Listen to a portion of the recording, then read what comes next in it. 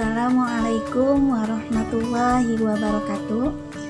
Selamat pagi semuanya. Apa kabar? Semoga selalu diberikan kesehatan kepada kita semua. Alhamdulillahirrabbilalamin, kita bisa bertemu kembali. Di pertemuan kali ini kita akan membahas teks laporan observasi. Simak baik-baik penjelasannya. Jika ada hal-hal yang penting, boleh kalian catat. Laporan hasil observasi. Tentunya sebelum membuat laporan observasi, tentu kita harus sudah melakukan observasi terlebih dahulu. Apa itu observasi? Teks laporan observasi adalah suatu teks yang berfungsi untuk menjelaskan informasi tentang suatu objek yang telah diamati. Oke, sudah mengerti sekarang apa itu teks laporan observasi?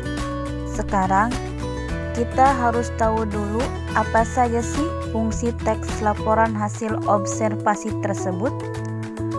Jadi, yang pertama fungsinya adalah untuk memberitahukan atau menjelaskan tentang tanggung jawab, tugas, dan pengamatan.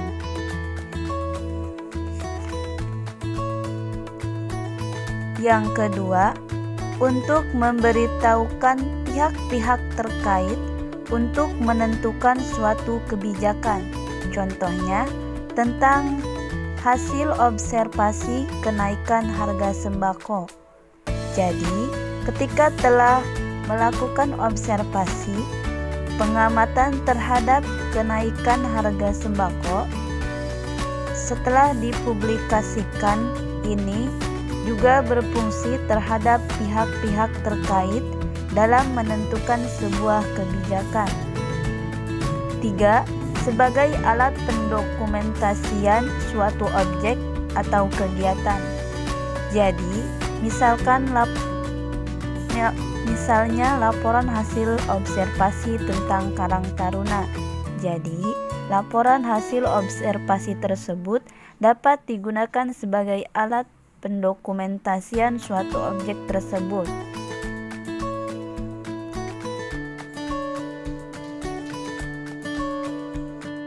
Selanjutnya, kita bahas struktur hasil observasi. Yang pertama, pernyataan umum. Yang kedua, deskripsi bagian. Yang ketiga, deskripsi manfaat. Apa itu pernyataan umum? Pernyataan umum adalah berisi pembuka atau pengantar hal yang akan disampaikan. Yang kedua, deskripsi bagian. Jadi, deskripsi bagian berisi penjelasan detail tentang mengenai objek yang dibahas. Yang ketiga, deskripsi manfaat. Jadi, berisi penjelasan manfaat atau fungsi yang menjadi objek pembahasan. Jadi, bisa jadi deskripsi manfaat ini ketika berada di akhir, fungsinya adalah kesimpulan.